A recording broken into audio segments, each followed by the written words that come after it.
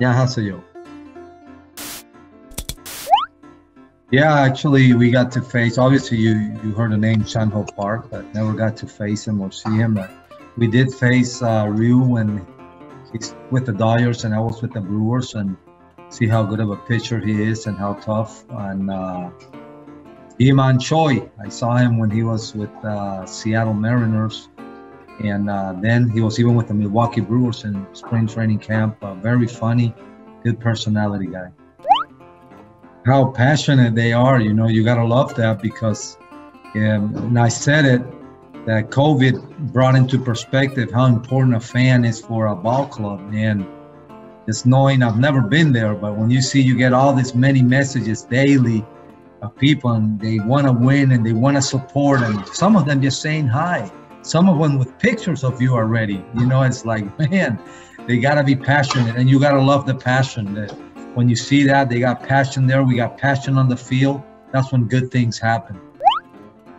No, not really. I did talk about Korean baseball. I was with Eric Thames when I was with Brewers, and Eric, we've signed him out of Korea, and how highly, even last year, he went to Korea to a show, and we posted in the spring training his intervention in the show, and Eric in the show, and him talking, and the people doing their shows. So we do pay attention to that kind of stuff. And I know he always spoke highly of, he always talked about how good the fans were. That's one thing that Eric always spoke about, and how much he enjoyed being there.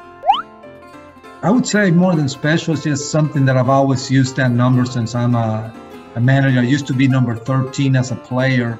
So the first time I coached, it wasn't available. So I asked for number 3, and I stuck to it. And then when number 3 is not there in 13, I use number 13 backward, like in the big leagues, 31, you know, and that's the other number I've used, 31 or 3. But it's just a number that I'm used to using as a manager, I would say. Yeah, it was fun watching the videos of our talent, of our young talent that we got in the team. I've heard the names, I saw the numbers, but once you see the video, I was real excited. And basically, when you're dealing with young talent at such a competitive level, which is the big leagues in Korea, you got to be patient through the process that's going to go. And the player itself, from now, we are going to be patient. He needs to be patient, but he needs to stick with the process and understand that it doesn't all come easy or at first hand. And then as we go through it and we keep putting him and exposing him to games, things will get better, you know. But we all know it's not a secret. Hanwha Eagles are going into a rebuilding process, and the young players are the core of it. So they're going to have opportunities that hopefully they're prepared and ready. They got to be prepared and ready to take advantage of that opportunity and advantage of playing time. Yeah, first of all, I believe in a culture in the inside of the clubhouse where we become a family. It takes credibility and time to establish that, but once it gets established and we do function as a family, it's going to be a lot of fun. And like I said before, it's not that families are exempted from problems. There is, and there'll be things that are not nice, but they keep everything in there, you know. And then out on the outside, we're going to play an aggressive brand of baseball. We're going to try, depending on each player, you know, try and get the most out of each player. And it should be a very energetic. And one thing fans can be guaranteed is that players are going to go out on the field and they're going to give 100% every single day, regardless of what was the score, how many innings we played the night before, how many wins or losses we got. Players are going to go out and play hard baseball every single day. Yeah, I would say one of the most important things when you're communicating and giving the information, you can't just be one voice to a whole group. And you got to learn how to get the message depending on who's listening to it, you know, and some have different ways of listening and hearing, and some guys are small group. But I personally like small groups because I think the tension is going to be better, you know. But I think being able to communicate well with them is to see the personality, get to know the player, and then being able to give a group but an individual message where you make sure nothing is lost in between none of the players. You don't know the result. Every night you go and you prepare, you got your best pitcher on the mound, they got a pitcher that has a 10 ERA and he beats you. You know, we never get to understand that. And I think the fear of the unknown, you know, you want to win, you want to compete, and there's going to be a winner that night, but you don't know if you're the winner. That uncertainty, that pressure that builds in every day, and being able to manage that pressure, I think is a unique feeling. You know, you can have 10 wins in a row and you're playing the last place club and you're like, oh, the streak's going to go, and then they come and sweep you, you know, and you lose 3 in a row against the worst team in the league. That's baseball.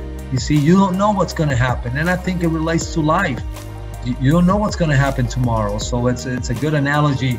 It's a great sport where the unknown of every day, it makes you prepare at your best. The day you think you got it, that day the game will humble you. So you got to prepare every single day to go and beat the opponent. It's a great question. You know, I think that once we go there and we see the talent and see how their thought process, one thing is talent and one thing is how that talent is put in place on a baseball field and how they perform on a daily basis, you're going to have a better idea. If you talk about expectations and goals, I would say we got to work ourselves into a playoff spot first. And then after we learn that we are a playoff team, then we go and compete for a championship. And then hopefully every year that you play as a Hanwha Eagle, there is an expectation of being a championship team.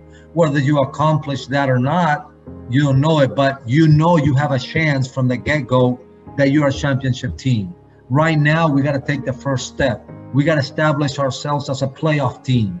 That's going to be our first goal. You know, once we get into the playoff and we prove that we can do that every year, then you say, okay, we're ready for a championship. So I would say our first goal is going to be establish ourselves as a playoff team. And once we go that, then hopefully get on and be a championship caliber team every single year. Yes, I'm definitely excited to do that. And hopefully soon I'll be sending some messages individually to each one of them. But 2 things I really want them to know. And we got to play every single day with conviction on the baseball field. You know, that's the only thing. Just go out there, believe in the talent that God's given you, and go out there and work hard, play hard, and let things happen and trust the process. Sino, conviction. Sino, we're going to have it big in the clubhouse. And the other big word that we're going to have, or not word, it's going to be a phrase, and you're going to develop under this environment, is going to be freedom of fail. So we're going to have it in the clubhouse, and you got to know that you're going to be in an environment where you're going to be free to fail, because it's a tough ball game, and that way you're going to develop every single day and get better. So those 2 things, hopefully our players from the get-go know that freedom of fail and play with conviction are 2 things that we're going to do every single day. Yeah, I've been in losing teams. Myself as a player, I was in a team that didn't make the playoff for 8 straight years. And I know how tough it was for the fans. As a fan, I know how tough it is when you're rooting for a team that's always in last place or doesn't make the playoff.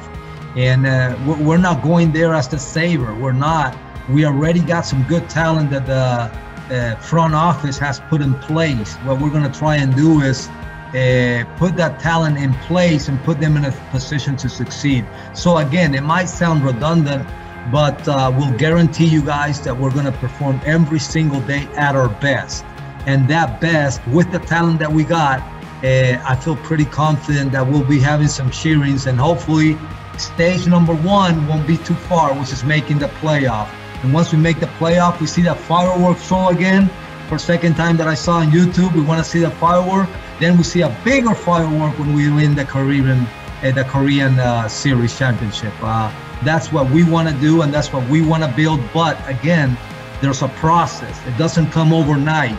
You don't finish last and you don't make the playoff for so many years, and then all of a sudden you won into a championship. It doesn't work like that. There's going to be a process, and we're going to take all the steps and able to be consistent to be there. Thank you, guys. God bless.